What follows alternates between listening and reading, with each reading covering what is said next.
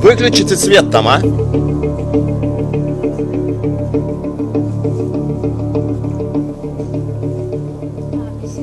Welcome. Thank you. Pleasure to be here. It's really good that you came to do this. You know what we're doing, don't you? These are all typed up questions that have come in over the internet from people who like Pink Floyd. And we're going to look at them and then respond to them. So just relax. All right, try and be natural. Try not to drum on the table too much. That's natural. Shall we just start? Yeah. Well, would you like to go first? How often did the songwriting process start with jam sessions of the two of you on drum and bass? Always. That was always the starting point, as I recall. Don't you think? It's not quite how I remember it, but that's just fine by me. Hank Hoopert, Jacksonville, the United States. Any interesting stories about the Animals recording sessions or tour? Didn't we do some fireworks that came down? We did. We made.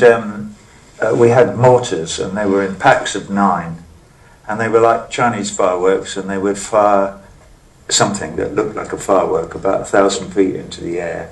But when it went boof, it opened out into about 4 or 5 foot long tissue paper thing, parachute in the shape of a sheet with lead bits in its sleeve, and they would drift down over the crowd. It was one of the most remarkable pieces of rock theatre that I've ever seen, and I've been desperate to do it again ever since. And now you can't.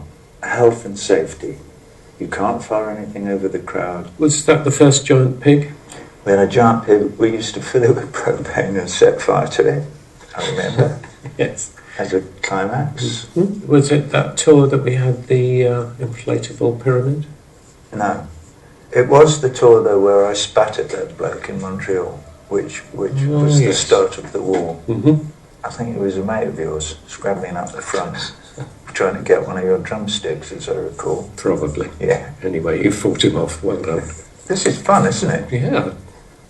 Right. This is from Jonah Nink in St. Charles, Illinois, in the United States. Nick, Roger, you're probably sick of Pink Floyd-related questions by now. So here's something completely different.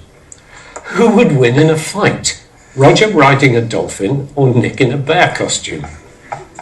Jonah, what can we say? What do you think? Well, I think the answer is it depends very much upon whether it was a water fight or a landborne, because riding a dolphin would have a hell of an advantage if we were at sea, and a bear costume would frankly be a problem. On the other hand, on dry land, the bear costume I think I could do well. It would be less of an encumbrance than some dolphin between your legs going like they do when you get them on dry land. No, they go, don't they?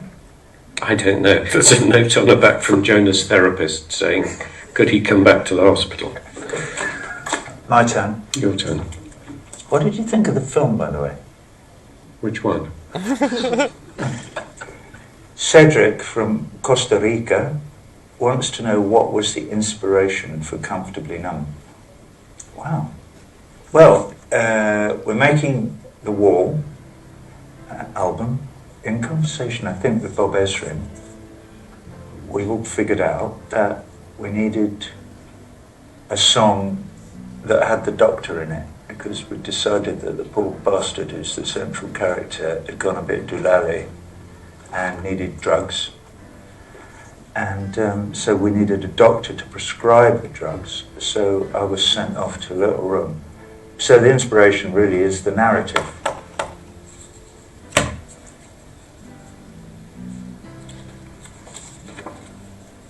What was Nick's reaction when you presented the concept of The Wall? Mick Webster, Sheffield, Great Britain. What was your reaction? I thought it was rather good. I thought it held a lot of promise, and it was a the first version of it was pretty rough and ready, as far as I remember. Beautifully said. It's not what David said. Well, Don't go there. Paul Stevens from Holden in the USA. Nick only sings on a few Pink Floyd songs: Scream Thy Last Scream, Corporal Plague, One of These Days. How come he didn't perform vocals more often? Well, I was held back. Nurse, guitar. We're going to put this one to the test now. Why wouldn't they let you sing? I don't know. Jealousy, possibly. But given that there were some perfectly good singers in the band, I was perfectly happy not to even tackle the whole business of multitasking, trying to sing and play the drums at the same time. One of these days. Well, actually, it wasn't that at all, was it? It was, one of these days, I'm going to cut you into little pieces. Slowed down. I know. Yeah, I know. You were Well, there. that's interesting. Whoever asked that. Next. Oh, it's a long one. Oh, and it's to Mr. Waters, but I'll read it to you. And it's from Glenn Smith in St. Louis, Missouri. To Mr. Waters, what do you look for when you are trying to find the perfect group of children's chorus for the song Another Brick in the Wall? And for Mr. Mason, how do you compose the drum beats and rhythms for Pink Floyd albums, and which album was your personal favourite to work on? How I'm going to be able to concentrate on answering that question. Knowing that I'm going to... You're going to tell us how you write the drum parts. But I will try. What we do is we have a rider that goes out to the promoter, and it says, bosh off into town and find a bunch of kids, not from some posh school, who might appreciate the opportunity to come and work with us for an afternoon. The process is wonderful because they're new every day, and they come up on the stage, and I always work with them with Kip Lennon and John Joyce, two of the BVs, and I routine them and work with them for about half an hour, and then they go away and they come back at about 8:10 for the beginning of Brick 2, and it was fabulous. Do you want to say anything about the original version, Nick Griffiths, finding the... Yes, I do. We were in LA finishing the record off. We had the multi-track of Brick 2, and we sent it back to England. It said, "Dear Nick, find some local kids and record them on this." And it was only a minute long, the whole thing. And he did. Absolutely on his own, with no help from any of us. And we stuck it on and looped it through the multi-track. Put all the faders up and pressed play and went, wow. Suddenly realising that it was a proper record because the kids in London sounded fantastic. Then we had to make it a bit longer so it could be a single, which is why there's a guitar solo on the end. I think that's right, isn't it? Yeah. Very good. Well done. Okay, next. You or me? You. This is from Dylan Stower in Riverside, in the United States.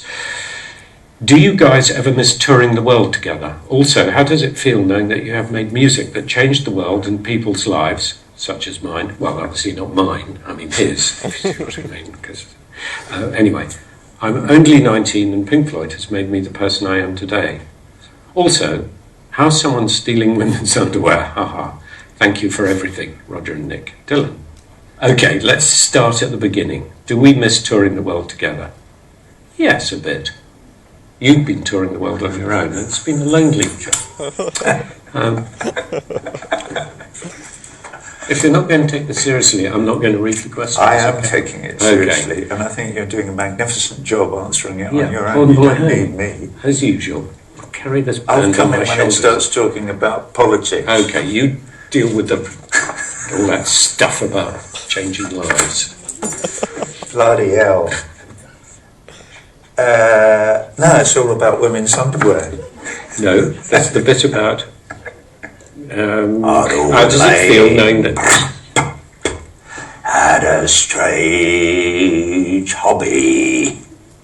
Let's not make fun of Dylan. It's fantastic that we have fans, people who like the music and have who are 19 years old. How cool is that? It's very cool. Do you know what that means? He was born in 1996, which was only last week. So Absolutely. Long after I'd retired. yes. Shall we move on? Well, unless you've got any more to say about how you feel about changing people's lives. You know, if one can have any positive, just to be serious for a second, any positive effect on anything, anywhere, and anybody's life, that is a really, really good thing. Next. Mr. Waters, what do you miss the most from Nick? And Mr. Mason, what do you miss the most from Roger? That's from Luca in Croatia. Sense of humour. Next. Are there any songs that you wrote that you loved at first, but as time went on you thought to yourselves, what was I even thinking? That's from Brent Bollmeyer in Marissa in the USA. Probably, I can't think of one now, but obviously, when I was young and miserable and angry and dumb, and I was all those things, as you recall, I'm sure I wrote a load of crap, but I think it's well hidden and buried, and so, no, I don't go back and go, what was I thinking? Because I wasn't thinking, really. Is there anything that you regret during your years in Pink Floyd? No. What's funny about that? Okay. I think... No, okay. No regrets at all. No. Yeah.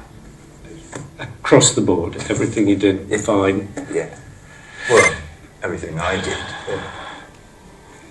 No comment. When was your top level in making, writing music, and how is your music creativity today? Is it sinking at that age? Rainer Fulkenberg from Germany.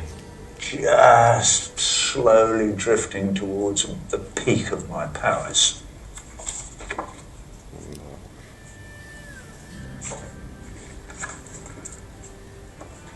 Joe Field, Great Britain, Oakhampton. What did Nick think when he saw the show? What show? What show? Thank you. Loved it. Thought the technology particularly was extraordinary from the old days, and I thought you'd stayed remarkably true to the original recorded music. I was surprised you hadn't sort of fiddled around with it too much. Thank you. Fabian. I knew we'd get to this. Fabian Izzy from La France, from Marseille. Why is a Pink Floyd tour or record with the surviving oh no, I've gone German. Why is it so out of the question? What? Is that it? A tour or a record with the surviving members? Just tell them. I didn't know. I don't understand why you won't come and tour with us. Or why David won't either. I just think, I know we're probably past that. What would be the point?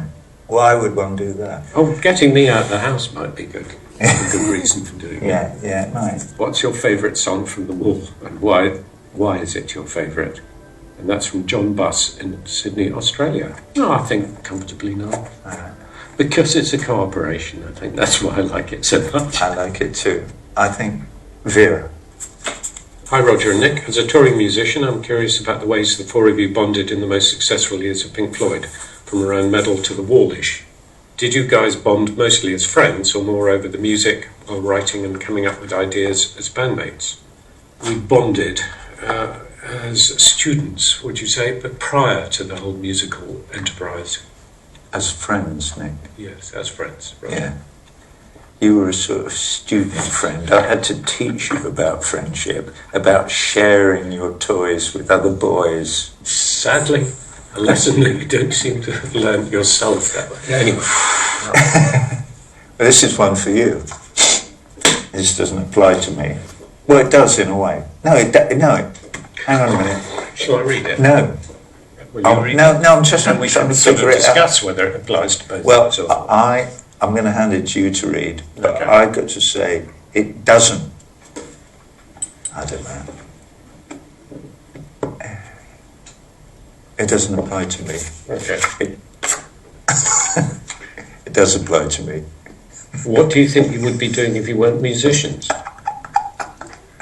It's from Vilma in Finland. Well, you're not a musician, you're a drummer. Excuse me.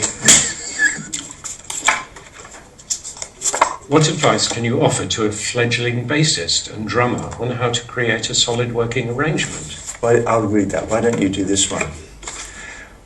What? Go on. What advice can you offer a fledgling bassist and drummer on how to create a solid working arrangement? Jose Ignacio Sosa Luna.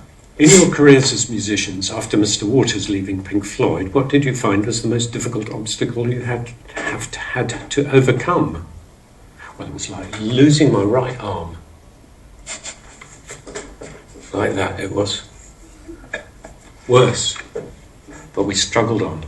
Back in the 70s, how competitive were you towards other rock bands like Led Zeppelin or The Who, and did you know them personally? When you beat Pete Townsend a bit, I never knew anyone from Zeppelin. No. Did you? But we weren't competitive, really, were we?